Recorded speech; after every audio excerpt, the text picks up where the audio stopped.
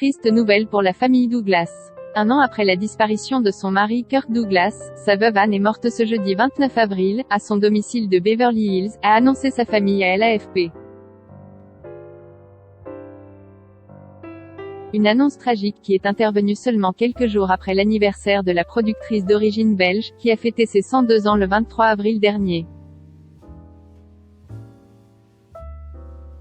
Pour rappel, cette dernière a rencontré la légende des Hollywood en 1953, à Paris, où Kirk Douglas est venu tourner le film Un acte d'amour.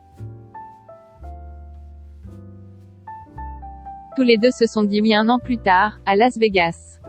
Ce n'était pas romantique mais c'était légal et son nouveau mari lui a promis qu'un jour, il l'épouserait à nouveau en grande pompe, a raconté sa famille dans l'avis de décès qui a été transmis à l'AFP. Une promesse que l'acteur a tenue, à l'occasion de leur 50e anniversaire de mariage en 2004. Restés mariés pendant plus de 60 ans, Kirk et Anne Douglas ont eu 2 fils ensemble, le producteur Peter Douglas et l'acteur Eric Douglas, décédé le 6 juillet 2004 d'une overdose.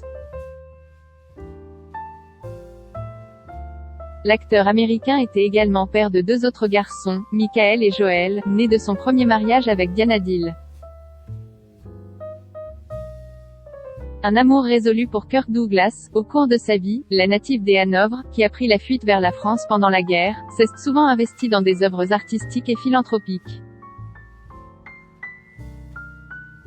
Elle a notamment convaincu son mari Kirk Douglas de vendre aux enchères une grande partie de sa collection d'œuvres d'art, afin de financer la rénovation de 400 aires de jeux des écoles de Los Angeles, à la fin des années 1990.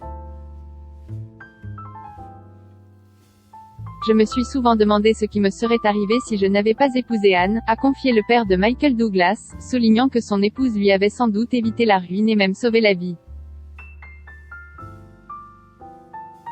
Elle a fait preuve d'un amour résolu lorsque j'ai eu mon attaque et que j'ai cru que je ne pourrais jamais parler ou travailler de nouveau. Après un an de séparation, Anne Douglas est partie rejoindre le grand amour de sa vie.